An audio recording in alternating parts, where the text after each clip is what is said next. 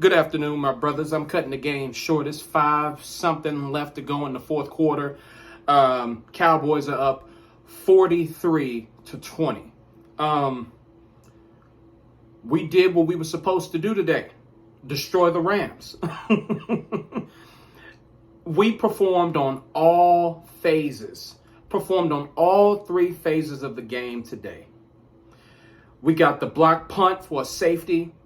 Dak Prescott went off on offense. CeeDee Lamb had himself a day. Brandon Cooks scored back-to-back games, a touchdown in back-to-back games. Defense, we took out Matthew Stafford. We only got one sack, which is by Micah Parsons. That's that dude. He is him. And we just, even though we only got one sack, we've been pressuring the hell out of Matthew Stafford and the Rams offense today. All three phases of the game. DaRon Bland, his third pick six of the season. 9 interceptions since 2022, which is the most during that time frame. DaRon Bland is the real deal. I said it last season. I'm saying it again. He has more touchdowns than certain receivers in this league. Damn. That's crazy. That is fucking nuts. Brothers, I can't really say much. We did what we were supposed to do. We performed extremely well on all phases of the game today. We pushed the ball downfield. No more slants. No more curls. We pushed the ball downfield. And CeeDee Lamb looked like a true number one. CeeDee Lamb is a number one. I know the media, because the media loves to hate on the Cowboys. They like to say that CeeDee Lamb isn't a true number one. He is. He balls out, and he balled out today. I think this was, he had his most career receptions in this game today. So they made a concerted effort to get him the goddamn ball, which we should. And then we finally integrated Brandon Cooks within this offense. We're like, hey, we traded for Brandon Cooks. Why not use him? Right? Am I right? Silly idea, huh? Revolutionary, right? Even the tight end Jake Ferguson had himself a game. Jake Ferguson looked good in the first half. He looked really good. And of course, Dak Prescott brought it all the way home. Dak Prescott is fucking phenomenal when he's on the move. Against the Chargers and today against the Rams, he used his legs and he's not as nimble and athletic as he used to be, but he can still get you. And I need to see more of that from Dak. Use your legs, man. He is so good on the move. So good. Improvisation. Like Dak Prescott is really good when he's like improvising out there. So good. And of course, CeeDee Lamb and our weapons out there, they make it a little easier for him too. When he's on the move, they don't just sit there. They make it easy on him. Dak Prescott had himself a day. 4 touchdowns, only 1 pick. That 1 pick wasn't his fault. It was a tip pass. Dak Prescott, the media has forced me to back Dak Prescott. He's our guy, so of course I'm going to back him. But the media, they have been so flagrant with the BS, with the slander. They've been so flagrant with the slander that I have to step in and I have to defend Dak Prescott. And I'm not a Dak Prescott defender. I've always had my problems with him since the 2019 season. But I have to come up here and step up and defend our quarterback because the media just won't cut it out. Now, Micah Parsons, I think he's getting to the media because after Buffalo, they barely squeaked by, who did they beat on, the Tampa Bay Buccaneers. They squeaked by the Tampa Bay Buccaneers, and the media gave him that smoke. Thank goodness. If you're going to do this to Dak Prescott, you better do it to Josh Allen and those Buffalo Bills. You better do it to them. So I like the way the media responded after that game. I thought they were going to crown Josh Allen. Like they do a lot of quarterbacks out here, like Justin Herbert. Now, actually, they've been getting on Justin Herbert's case, too. I like that. Okay, so Micah Parsons, they like to talk shit about him. But it looks like he's making waves in the media. The media is being called out on their hypocritical BS.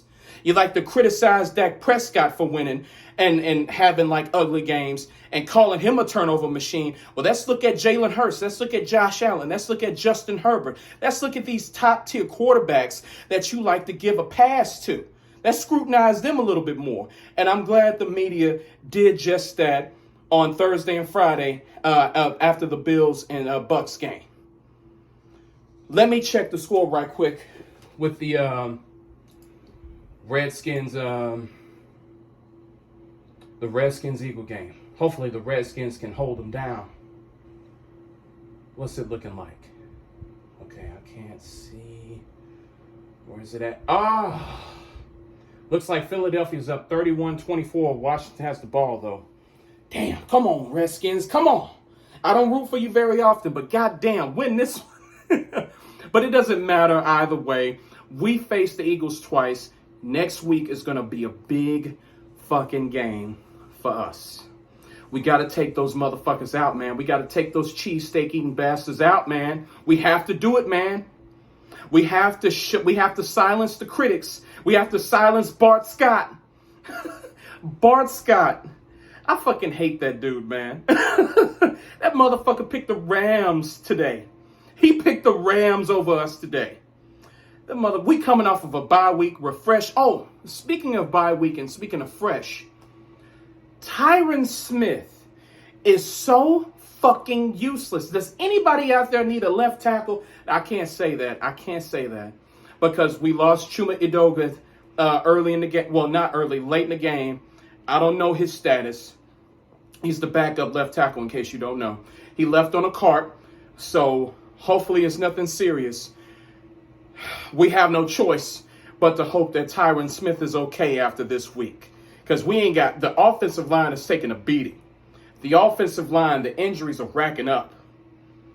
Hopefully the little neck stinger that Tyron Smith has, he can clear that shit up and he can play next week. Actually play. He's always fucking hurt. He's got to go after this season, man. He's got to go. He's a liability at this point. Hall of Fame caliber career. And then it's all just going to hell through these injuries these past few seasons. He's becoming a liability. We got to get rid of him. He's taking up a roster spot. But brothers, we got a big game next Sunday, against the Philadelphia Eagles. We're starting to come into our own. We're starting to find our identity. We don't have a bruising running back out there with Tony Pollard. And if we don't have one, we have to live and die by pushing the ball down the field, because we can't do it with the run game. If we don't get Derrick Henry or Dalvin Cook, if we don't get a bruising running back during the trade deadline, our identity has to be we have to push the ball downfield. We have to be creative in the passing game, because we won't be able to do it with Tony Pollard. Tony Pollard is a good change of pace back, but he's not going to get us the tough pounding yards. If we can get a Derrick Henry or a Dalvin Cook, if we can get someone like that, and we can have Tony Pollard in as a change of pace back, then we can take this Texas Coast offense to new heights. Mike McCarthy can push this Texas Coast offense to just unimaginable levels if we can get a bruising running back. But if we can't do that by the trade deadline, we have to live and die by our receivers and Dak Prescott throwing the ball downfield. I know a lot of people don't think that's a great idea, but it's the best thing that we got if we can't make a trade during the trade deadline. If we can't get a bruising running back. I would love Jalen Johnson, the cornerback from Chicago, as well. I would love to have him on this defense, because you can never have enough starting caliber cornerbacks. You can never have enough. I would like that too. But on the offensive side of the ball, if we can just get Dalvin Cook or Derrick Henry, that could push us over the edge, brothers. That really could. That most certainly could. My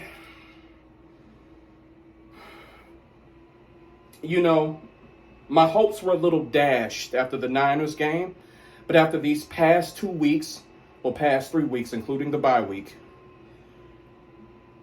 my hope is up again. But we still have problems against top teams. Next week is another litmus test. Hopefully we don't fail that one. And we have a few big games later on in the year with the Dolphins, with the Seahawks, with the Bills. So those are more litmus tests. But for right now, we failed one against the Niners. Let's see if we can go 1-1 with the Eagles. Let's see if we can finally pass a litmus test when it comes to beating top quality teams. All right, brothers. I'll catch y'all later. Peace.